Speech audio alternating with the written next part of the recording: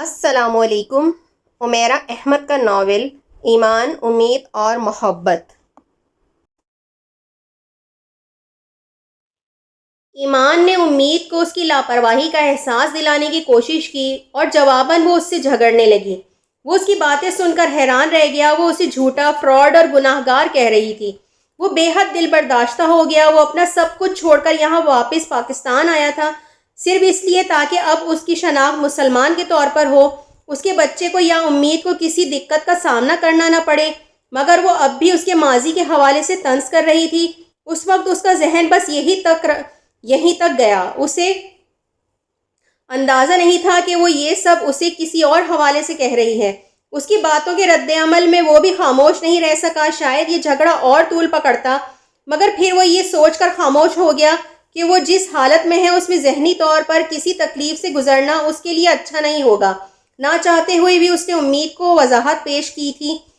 اس کی چھٹی حس یکدم اسے کسی خطرے سے آگاہ کرنے لگی تھی۔ ریوالور کا غائب ہونا، چوکیدار کا چلے جانا اور ملازم کا بھی وہاں نہ ہونا، یہ سب کچھ کوئی باقاعدہ پلاننگ بھی تو ہو سکتی تھی۔ اس نے فون کر کے ایک سیکیورٹی ایجنسی سے گارڈ منگوایا اور پھر انٹر کام پر ملازم کو بلا کر اس سے ریوالور کے بارے میں پوچھا۔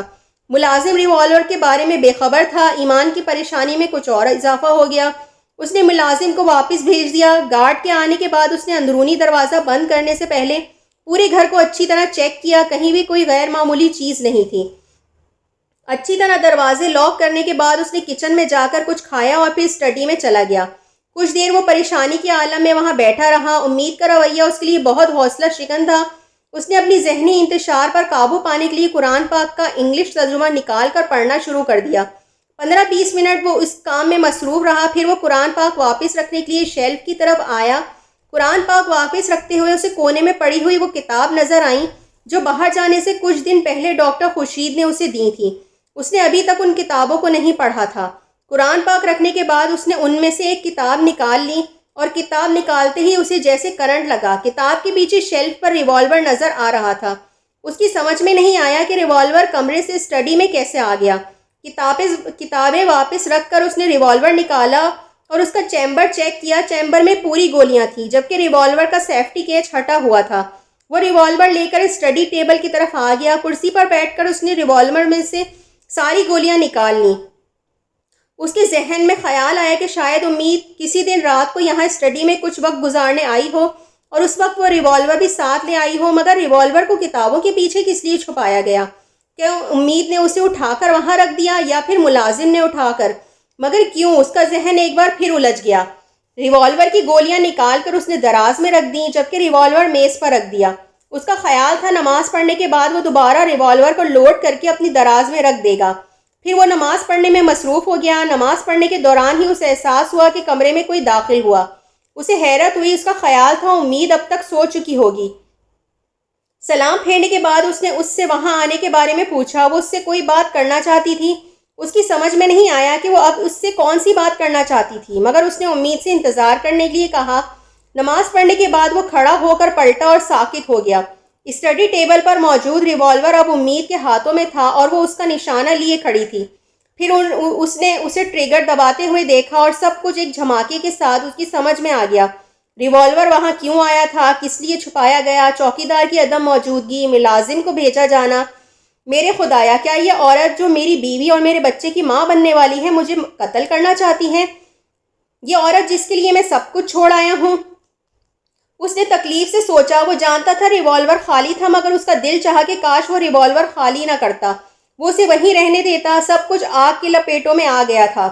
رشتہ، اعتبار، اعتماد۔ اسے یاد آیا ڈاکٹر خورشید نے کہا تھا، تم صحیح رستے پر قدم بڑھا چکے ہو، مسلمان ہو چکے ہو، اب تم آزمائشوں کے لیے تیار رہو۔ پچھلے 1 ماہ سے وہ ایسی ہی آزمائشوں سے گزر رہا تھا۔ وہ ہر بار وہ فخر سے سوچتا تھا کہ آزمائش نے اسے سرنگو نہیں کیا، مگر اب اسے اندازہ ہو رہا تھا کہ آزمائشوں کی بھی درجے ہوتے ہیں۔ وہ جن آزمائشوں سے گزرا تھا وہ ابتدائی نوعیت کی تھیں، مگر اب اس کے سامنے جو آزمائشیں آن کھڑی ہوئی تھیں وہ اس کے لیے بہت سخت ثابت ہوں گی۔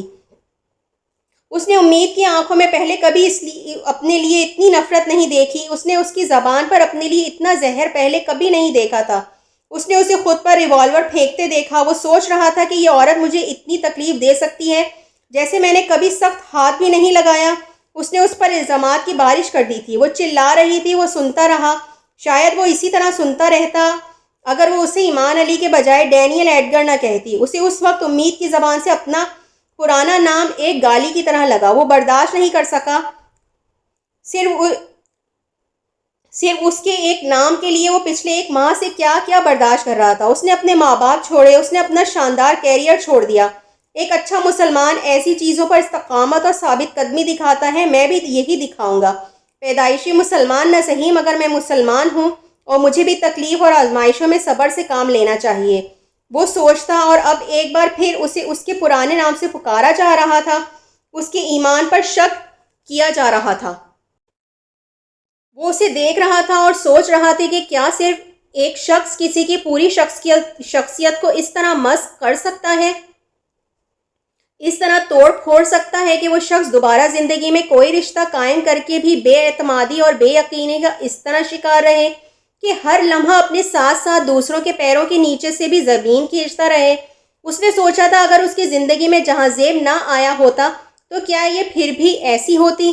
وہ اس سے محبت کرتا تھا، وہ اس کا یقین چاہتا تھا، مگر اس دن اسے احساس ہو رہا تھا کہ شاید یہ ممکن ہی نہیں ہے۔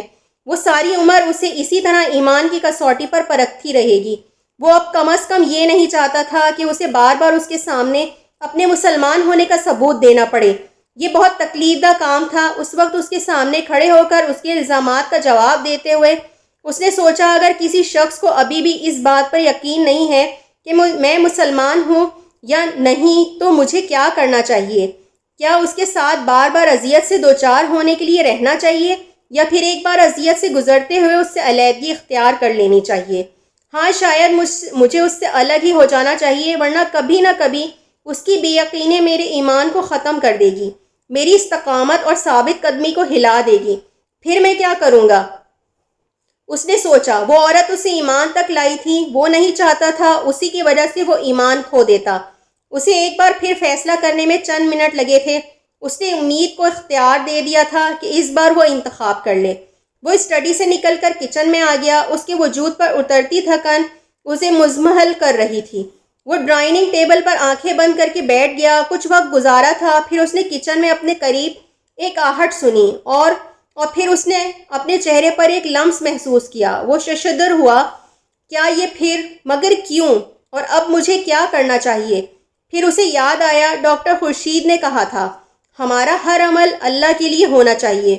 ہماری دوستی، ہماری دشمنی، ہماری محبت، ہماری نفرت اپنے لیے کچھ نہیں ہونا چاہیے، اور میں اگر اللہ کے لیے اس کی ساری غلطیاں معاف کر دوں، اسے ایک بار پھر یقین اور ایمان کی زمین پر پیر جمانے کا موقع دوں، تو اگر اللہ نے زندگی میں اسے اس کے ایک عمل کے لیے اسے اتنی چیزوں سے نواز دیا ہے تو کیا میں ایک بار پھر اسے اپنی محبت کے طور؟ اس نے سوچا۔ اس نے اپنے دل کو ٹٹولا۔ اسے حیرت نہیں ہوئی، اس کے دل میں اب بھی وہی عورت تھی اور وہیں تھی جہاں پہلے دن کھڑی ہوئی تھی۔ وہ مسکرایا۔ ہاں، یہ معافی ہم دونوں کی آزمائش ختم کر سکتی ہے۔ یہ چند لمحوں کا ایثار اور اعلیٰ ظرفی بہت سے رشتوں کو مضبوط بنا سکتی ہے۔ اور پھر اب جب ہم زندگی میں ایک نئے رشتے سے آشنا ہونے والے ہیں، یہ ضروری ہے کہ میں اس پر مہربانی کروں۔ ایک پارسا عورت اتنے کی مستحق ہوتی ہے کہ اس کی زیادہ غلطیوں کو معاف کر دیا جائے۔ اسٹڈی کا دروازہ بند ہو گیا تھا۔ بند دروازے نے اس کے اندر بہت سے دروازے کھول دیے تھے جن سے نظر آنے والے راستے اور منظر اس کے لیے ناآشنا نہیں تھے۔ اس نے آہستہ آہستہ اپنا سر اٹھا لیا تھا۔ دھندلی آنکھوں سے دیکھی جانے والی شے ہمیشہ دھندلی نظر آتی ہے۔ شیل سے ٹیک لگائے لگائے وہ نیچے کارپیٹ پر بیٹھ گئی۔ اپنے ہاتھوں کی ہتھیلیوں کو اپنے سامنے پھیلا کر اس نے اپنی تقدیر کو بوجھنے کی کوشش کی۔ کچھ تلاش کرنے میں ناکام رہنے کے بعد وہ شیل سے سر ٹکا کر بیٹھ گئی۔ ہر رات زندگی میں اندھیرا نہیں لاتی، بعض راتیں چاندنی راتیں ہوتی ہیں۔ ان راتوں میں روشنی ہی نہیں ہوتی، سکون بھی ہوتا ہے۔ بہت سال پہلے اپنے باپ کی کہی ہوئی ایک بات اسے یاد آئی تھی۔ ہر آسمانی مذہب انسان کو آزماتا ضرور ہے، مگر اسلام تو انسان کو اور ہی طرح سے آزماتا ہے۔ یہ ایسی آزمائشیں سامنے لے آتا ہے جو بندے کو کندن بنا دیتی ہیں یا پھر راکھ کا ڈھیر۔ وہ کچھ دیر پہلے اس کے کہے گئے الفاظوں کو یاد کر رہی تھی، اور میری زندگی میں بھی میرا دین 6 سال پہلے ایسی ہی ایک آزمائش لے آیا، اور اس آزمائش نے مجھے کیا بنایا؟ کندن یا راکھ کا ڈھیر؟ اس کا دل بھر آیا۔ مجھے ایمان اور محبت میں سے کسی ایک چیز کا انتخاب کرنا تھا۔ میں نے ایمان کا انتخاب کیا اور اس کے بعد میں آج تک پچھتاوے کا شکار رہی۔ میں تو پیدائشی مسلمان تھی۔ میرا عقیدہ اور میرا ایمان کسی کمزوری کا شکار نہیں تھا۔ پھر بھی صراط مستقیم پر اٹھنے والے پہلے قدم کو میں انگاروں پر چلنے کے مترادف سمجھتی رہی۔ 6 سال پہلے ایمان اور محبت میں سے کیے جانے والے جس انتخاب کے لیے میں کئی ہفتے وہموں اور سوچوں کے طوفان سے گزرتی رہی، وہی انتخاب ایمان علی نامی اس شخص نے چند منٹوں کے اندر میرے سامنے کھڑے ہو کر کسی رنج، پچھتاوے یا کشمکش کے بغیر کر لیا۔ اور یہ وہ شخص ہے جو میرے دین میں صرف 2 سال پہلے آیا ہے۔ میں نے بھی ایمان کے لیے محبت کو چھوڑا تھا، مگر جس بے رحمی کے ساتھ یہ شخص چھوڑ کر گیا ہے، اس طرح نہیں۔ کیا اس کا ایمان مجھ سے زیادہ مضبوط ہے، یا پھر ایمان صرف اسی کے پاس ہے؟ اور میں کون ہوں؟ کیا ہوں؟ محبت کے سراب میں گرفتار ایک بیوقوف لڑکی۔ تمہیں پتہ ہے امید، اس شخص نے تمہارے ساتھ کیا کیا؟ اس نے تمہارے اندر بے یقینی کا ایک بیج بو دیا اور تم نے اس بیج کو سینچ کر درخت بنا دیا۔ اب بے یقینی اور بد اعتمادی کا یہ درخت اتنا تناور ہو چکا ہے کہ تم چاہو بھی تو اسے کاٹ نہیں سکتی۔ ہاں، ایسا ہی تھا ایمان علی، اس نے اعتراف کیا۔ میں اس درخت کو کاٹ نہیں سکتی، مگر میں اسے جڑ سے اکھاڑ سکتی ہوں۔ مجھے محبت کے وجود پر یقین نہیں تھا، شاید اسی لیے مجھے محبت ہو گئی، اور اس محبت نے مجھے یقین اور ایمان دیا۔ اس کے کانوں میں ایمان کی آواز گونج رہی تھی۔ تم نے ہمیشہ محبت کے وجود پر یقین کیا۔ محبت تمہیں بھی ہوئی، مگر تمہاری محبت نے تم سے یہ دونوں چیزیں نہیں دیں۔ میری محبت نے مجھ سے ایمان اور یقین چھین لیا۔ ہاں، تم نے ٹھیک کہا، میری محبت مجھے ایمان سے دور لے گئی۔ تمہاری محبت تمہیں ایمان کے پاس لے آئی۔ فرق صرف اس میں نہیں ہوتا جس سے محبت کرتے ہیں، فرق اس میں بھی ہوتا ہے جو محبت کرتا ہے۔ میں نے محبت کر کے صرف کھویا، تم نے محبت کر کے صرف پایا۔ میں کیا، کوئی بھی تمہیں اور تمہارے ایمان کو کسی کسوٹی پر پرکھنے کی جرت نہیں کر سکتا۔ اور میری خوش قسمتی یہ ہے کہ ایسے شخص کو خدا نے میرا مقدر بنایا، اور میں آنکھیں بند کیے دلدل میں اس کے ہاتھ کو تلاش کرتی رہی جو مجھے بھی دلدل کے اندر کھینچ لینا چاہتا تھا۔ اور آج اتنے سالوں کے بعد پہلی بار میں تمہاری قید سے آزاد ہو گئی ہوں جہاں زیب۔ پہلی بار مجھے تمہارے چہرے پر لگی ہوئی وہ سیاہی نظر آنے لگی ہے جسے تم میرے چہرے پر محبت کے نام پر مل دینا چاہتے تھے۔ پہلی بار مجھے احساس ہو رہا ہے کہ تب تمہاری طرف بڑھایا جانے والا قدم مجھے کہاں لے جا سکتا تھا۔ پہلی بار مجھے خوف محسوس ہو رہا ہے کہ محبت کی اس بھنور سے اپنے پیروں کو آزاد کرنے پر خوشی کے بجائے ہونے والا پچھتاوا آج تک کس طرح میرے پورے وجود کو بھنور بنائے ہوئے تھا، اور آج تم میرے سامنے ایسی غلاظت بن گئے ہو جس میں پاؤں نہ رکھنے پر ہونے والی شرمندگی میرے لیے ہمیشہ تکلیف دہ رہے گی۔ مجھے خدا نے ایمان علی کے دل کے تخت پر بٹھایا، تمہارے پیروں کی دھول بنا کر روندا نہیں۔ میں نے 6 سال پہلے تمہیں چھوڑ کر کوئی غلطی نہیں کی۔ آج پہلی بار میں خدا کا شکر ادا کر رہی ہوں کہ 6 سال پہلے میں تمہارے ساتھ نہیں گئی۔ میں خوش ہوں جہاں زیب کہ میں تم جیسی غلاظت سے بچ گئی۔ میرے پاس وہ ہے جو کسی دوسرے کے پاس نہیں، میرے پاس ایمان کی محبت ہے۔ اس کی آنکھوں کی دھند چھٹنے لگی تھی۔ اگر وقت ایک بار پھر پیچھے چلا جائے تو اس بار ایمان اور محبت میں سے انتخاب کرتے ہوئے میں ایمان علی جیسی بے رحمی کے ساتھ فیصلہ کروں گی، اتنی ہی استقامت، اتنی ہی ثابت قدمی اور اتنی ہی جلدی۔ اور میں چاہتی ہوں جہاں زیب زندگی میں ایک بار تم دوبارہ میرے سامنے آؤ، میں تب تم پر تھوک دوں گی اور کہوں گی کہ میرے لیے میرا اللہ ہی کافی ہے، وہ جو بدترین چیز کے بدلے ہمیں بہترین چیز عطا کرتا ہے۔ اور تب تم سوچنا، کیا مذہب کبھی آؤٹ ڈیٹڈ ہو سکتا ہے؟ کیا کوئی چیز ایمان کی جگہ لے سکتی ہے؟ کیا کوئی اپنی خواہشات کی شریعت پر ترجیح دے سکتا ہے؟ کیا زندگی صرف نفس کی اطاعت کے بل پر گزاری جا سکتی ہے؟ کیا کبھی کوئی تاریک کی روشنی اور روشنی کو تاریکی کہہ سکتا ہے؟ اور پھر اگر ہر سوال کا جواب نفی میں آئے تو تم پاتال میں گرے ہوئے اپنے وجود کو وہیں دفن کر دینا، تاکہ یہ دوبارہ کسی کے سامنے ترغیب بن کر آئے، نہ کسی کو پاتال میں کھینچنے کی کوشش کرے۔ وہ آہستہ آہستہ اٹھ کر کھڑی ہو گئی اپنے دونوں ہاتھوں سے اس نے اپنے گالوں اور آنسوؤں کو رگڑا۔ اسٹڈی کا دروازہ کھول کر وہ باہر آ گئی۔ پورے گھر میں تاریکی تھی، اسٹڈی کے علاوہ صرف ایک جگہ روشنی تھی، اور وہ جگہ کچن تھی۔ وہ جان گئی تھی وہ کہاں موجود تھا۔ کچن میں جانے کے بجائے وہ بیڈ روم میں چلی گئی۔ ڈریسنگ میں جا کر اس نے فرسٹ ایڈ کا سامان نکالا اور دھیمے قدموں کے ساتھ وہ کچن کی طرف آئی۔ وہ کچن کے دروازے میں رک گئی۔ ڈائننگ ٹیبل کے اوپر لٹکنے والے لیمپ کی روشنی میں ڈائننگ ٹیبل کی ایک کرسی پر بیٹھے ہوئے ایمان علی کے علاوہ ہر چیز دھندلی نظر آ رہی تھی۔ اس کا وجود اس روشنی میں بے حس و حرکت نظر آ رہا تھا۔ وہ اس کے چہرے پر پڑنے والی روشنی چہرے پر موجود ہر تاثر کو واضح کر رہی تھی۔ تھکن، افسردگی، بے چینی، اضطراب اور امید۔ وہاں کیا تھا؟ وہاں کیا نہیں تھا؟ اس نے ایمان کو مجسم حالت میں دیکھا تھا۔ اسے رشک آیا تھا، وہ خوش قسمت تھا۔ اسے حسد ہوا، وہ منتخب لوگوں میں سے تھا۔ اسے فخر ہوا، وہ خوش قسمت منتخب شخص اس کی مقدر میں تھا۔ وہ بے اختیار آگے بڑھ آئی۔ وہ آنکھیں بند کیے کرسی کی پشت سے ٹیک لگائے بیٹھا تھا۔ ایمان علی کو اپنے چہرے پر ہاتھ کے لمس کا احساس ہوا۔ چند لمحوں کے لیے اس کا جسم تن گیا، پھر جیسے سکون اور سرشاری کی ایک لہر اس کے وجود میں دوڑ گئی۔ اس نے آنکھیں نہیں کھولیں۔ وہ بڑی نرمی اور ملائمت سے اس کا زخم صاف کر رہی تھی۔ اس کی کنپٹی سے نیچے بہنے والے خون کو روئی کے ساتھ گردن تک صاف کر رہی تھی۔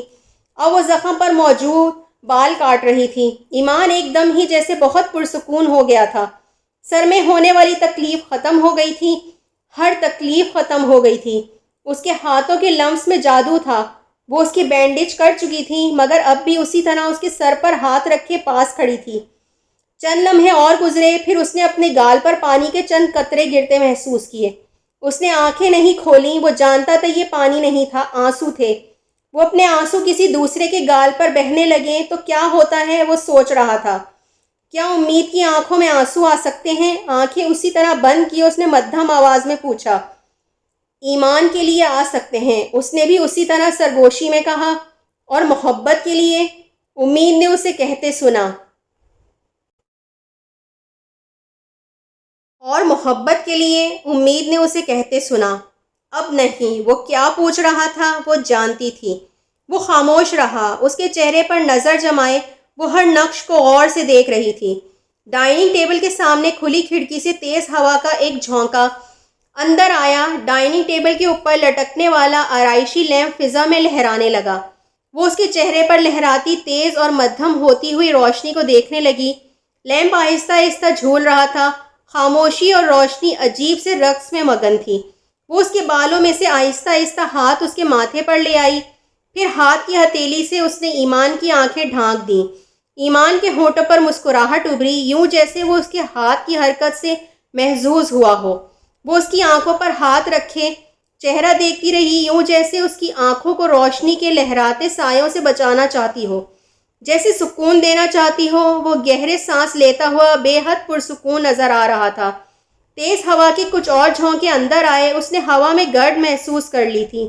آندھی آ رہی تھی۔ اس بار اس نے ہر کھڑکی، ہر دروازہ بند کرنا تھا۔ اس بار وہ کسی بھی چیز کو آلودہ ہونے نہیں دینا چاہتی تھی۔ اپنے ارد گرد موجود ہر چیز اسے یکدم جیسے بہت قیمتی لگنے لگی تھی۔ وہ ہاتھ ہٹا کر بہت تیزی سے کھڑکی کی طرف گئی۔ ایمان نے آنکھیں کھول کر اسے دیکھا۔ وہ کھڑکی بند کر رہی تھی۔ ہوا میں یکدم شدت اور تیزی آ گئی۔ اسے دقت ہو رہی تھی۔ ایمان بے اختیار اٹھ کر اس کی طرف گیا۔ کھڑکی کا پٹ کھینچ کر ایک جھٹکے کے ساتھ اس نے کھڑکی بند کر دی۔ باہر لان میں سے اٹھنے والا ہوا کا ایک بگولا اپنے ساتھ لیے ہوئے پتوں اور مٹی کے ساتھ کھڑکی کے شیشوں سے ٹکرایا۔ مٹی اندر نہیں آ سکی۔ کھڑکی کے شیشوں سے مٹی اور پتے ٹکراتے ہوئے نیچے گر رہے تھے۔ امید نم آنکھوں کے ساتھ مسکراتے ہوئے سحر زدہ سی کھڑکی سے ٹکرانے والے پتوں اور مٹی کو دیکھ رہی تھی۔ وہ یکدم خود کو بہت محفوظ محسوس کرنے لگی تھی۔ باہر سے آنے والی گندگی اندر نہیں آ سکی۔ اس بار کوئی آلودگی اندر آ ہی نہیں سکتی۔ اس بار ایمان اور امید ایک ساتھ کھڑے ہیں۔ اس نے مسکراتے ہوئے سوچا۔ ایمان برق رفتاری سے کچن کی دوسری کھڑکیاں بند کر رہا تھا۔ اس نے پلٹ کر اسے دیکھا اور وہیں کھڑی رہی۔ مجھے یہ موسم پسند نہیں، اتنی مٹی، ہر طرف ہر وقت کا طوفان۔ اب پھر صبح سارا گھر صاف کرنا پڑے گا۔ سارا دن ضائع کرے گا صابر۔ میری سمجھ میں نہیں آ رہا یہ کھڑکیاں کیسے کھلی رہنے دیں، پتہ نہیں کس کس کمرے کی کھلی ہوگی اور پتہ نہیں کہاں کہاں سے مٹی اندر آ رہی ہوگی۔ وہ اب بولتے ہوئے کچن سے نکل رہا تھا اور وہ مسکرا رہی تھی۔ اس کے پیچھے کچن سے نکلتے ہوئے اس نے سوچا، ایمان کے شیشے پر کتنی ہی گرد اور مٹی کیوں نہ ہو، اسے صاف کیا جا سکتا ہے، بس صرف ایک ہاتھ پھیرنا پڑتا ہے اور شیشے میں سے عکس نظر آنا شروع ہو جاتا ہے، اور پھر ہر ہاتھ کے ساتھ عکس پہلے سے زیادہ صاف اور چمکدار ہوتا جاتا ہے، اور وہ ہاتھ اس محبت کا ہوتا ہے جو ایمان سے ہوتی ہے۔